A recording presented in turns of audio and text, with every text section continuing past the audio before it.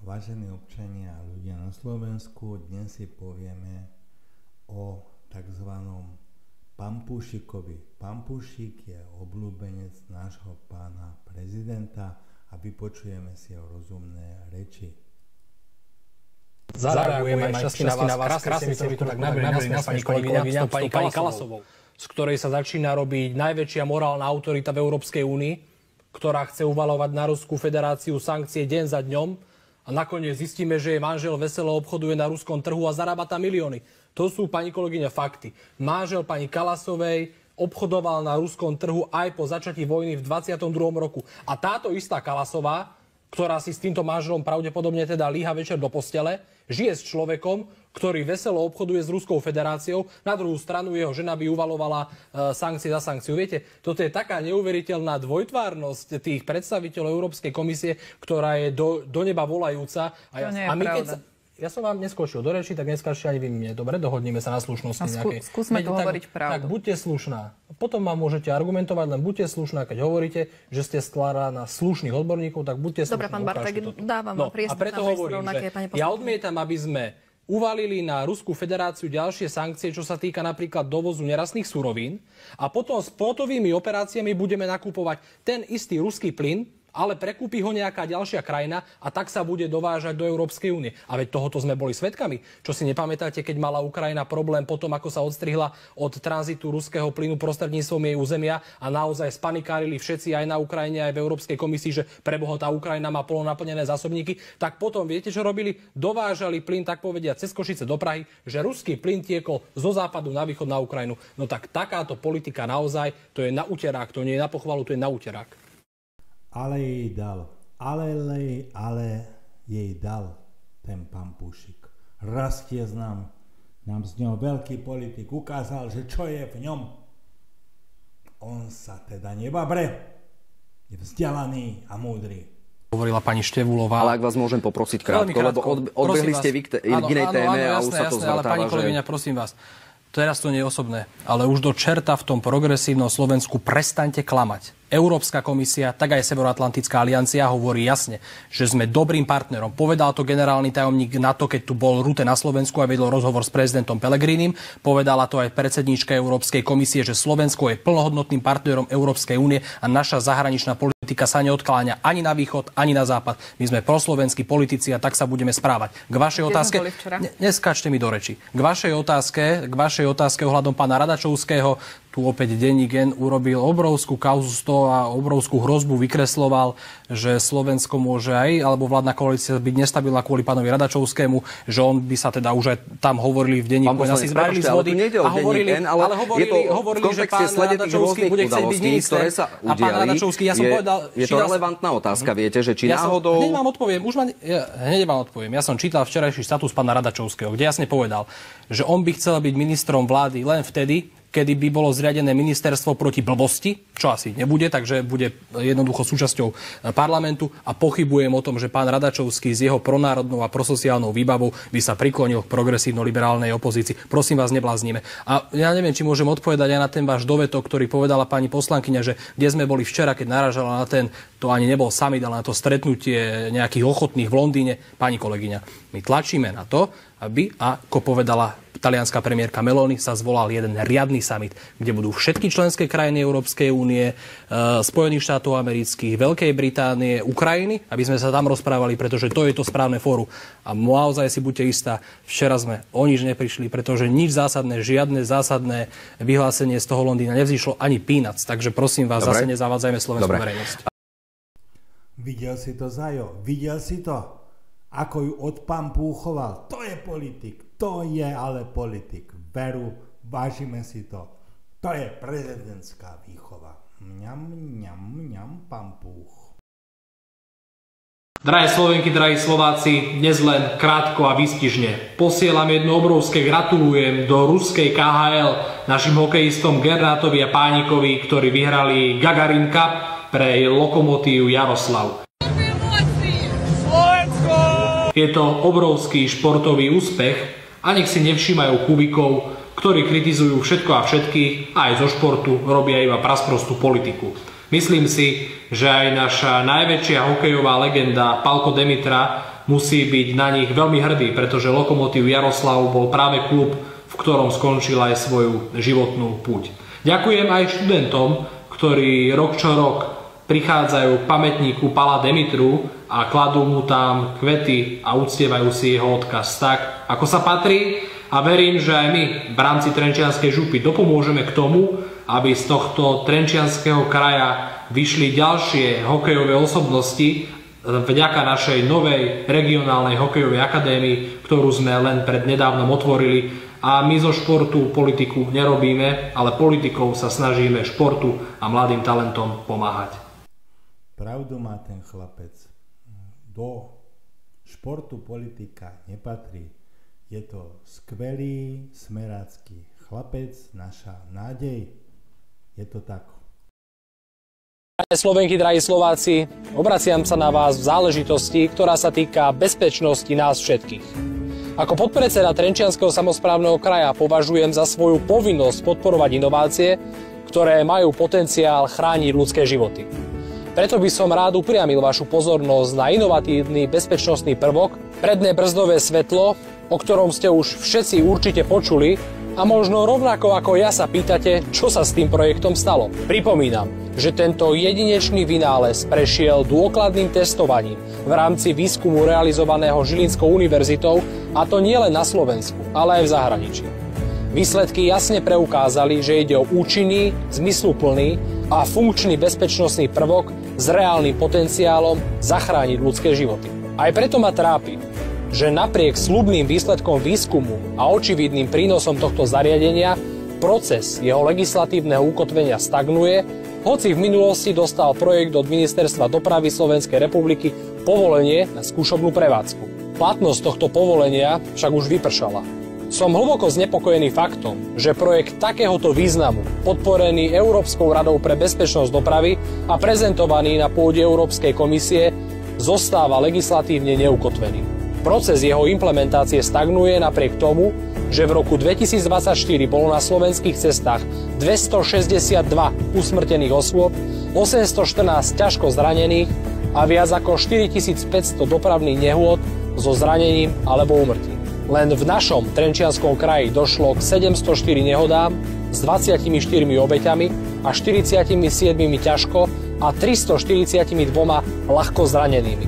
Každá z týchto štatistík predstavuje ľudskú tragédiu, ktorej sa možno dalo predísť. My však máme jedinečnú príležitosť priniesť do sveta niečo nové, vlastné. Bezpečnostný prvok, ktorý si môže osvojiť ďalších 26 krajín Európskej únie. Preto sa osobne angažujem v iniciatíve za legislatívnu zmenu, ktorá by umožnila dobrovoľné používanie predného brzdového svetla na vozidlách v Slovenskej republike. Som presvedčený, že ak existuje technológia, ktorá dokáže zachrániť čo i len jeden ľudský život, mali by sme vynaložiť maximálne úsilie pre jej zavedenie do praxe. Som presvedčený, že ak existuje technológia, ktorá dokáže zachrániť čo i len jeden ľudský život, mali by sme vynaložiť maximálne úsilie pre jej zavedenie do praxe. Slovensko dnes potrebuje pozitívne príklady spolupráce, inovácie a zodpovednosti. A najmä bezpečnosť na cestách sa týka každého jedného z nás. Neskutočne múdry človek, ten pán Púšik. Pravdu má.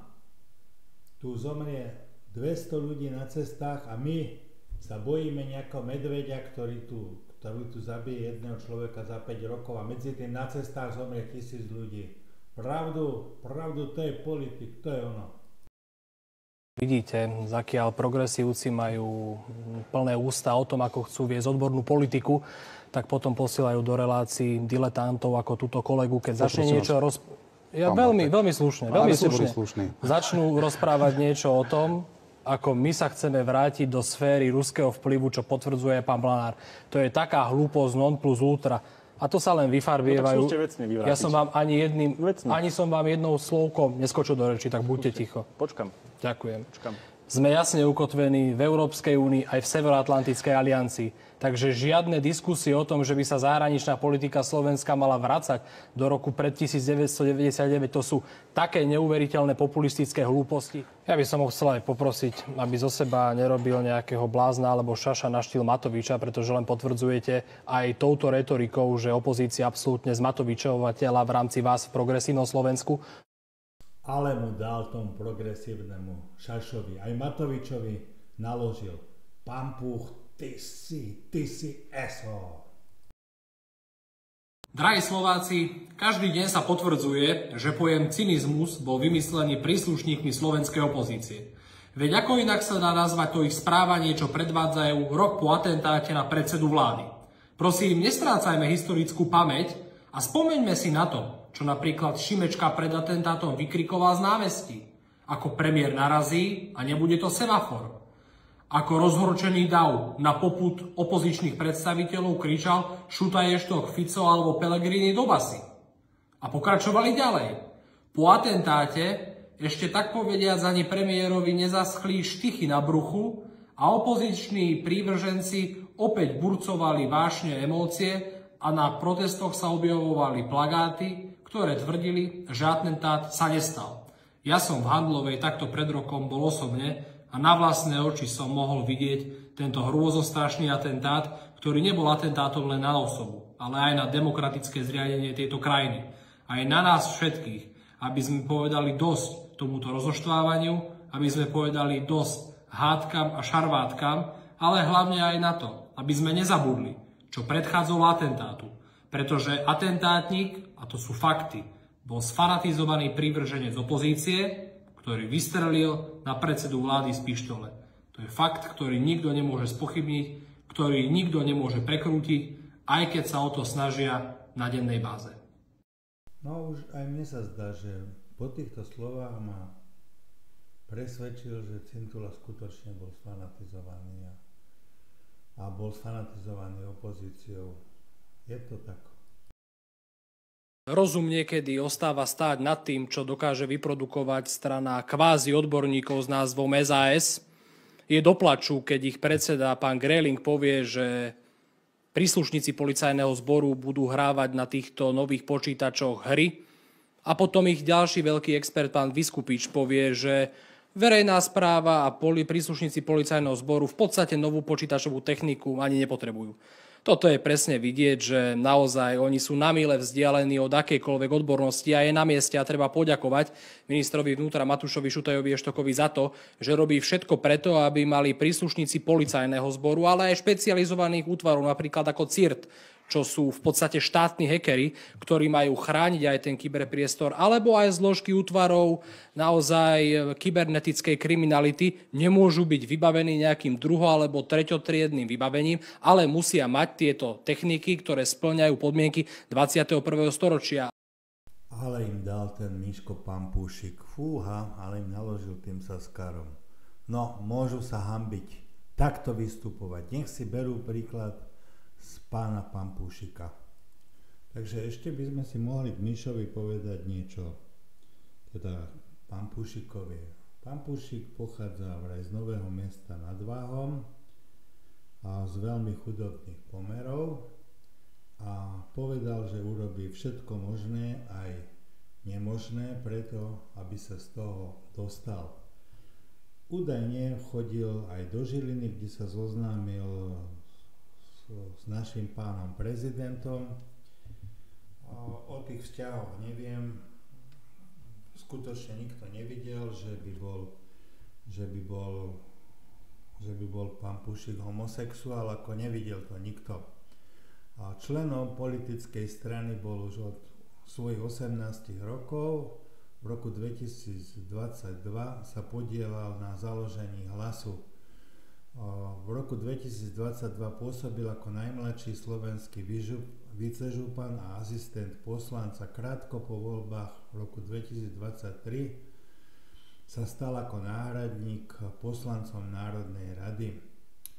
Znamená, že poslanecký sľub zložil v kroji, stal sa najmladším poslancom Národnej rady pre dané funkčné obdobie. Zdá sa, že tento chalan sa veľmi rýchlo vzdeláva, aj keď sa mi zdá má len strednú školu, ako svoj najväčší politický vzor označuje predsedu strany Hlas ako inak Matúša Šutaja Eštoka. No takže máme sa, na čo by som to povedal tak nejak, že máme sa na čo tešiť, čo nám z neho vyrastie a uvidíme, kam sa prikloníme, či k Ruskej federácii alebo k Amerike, ale vidieť, že tento mladý politik tiež vedie svoju politiku na všetky strany a nasáva informácie vo veľkom. Tak ak chcete, aby vznikali takéto videá, pripájam dole účet, kde ma môžete podporiť. Samozrejme, že to potrebujem, pretože dusia ma, škrtia ma, ako sa len dá. Takže prajem pekný deň, tuším je dnes sobota. A užite si ten víkend.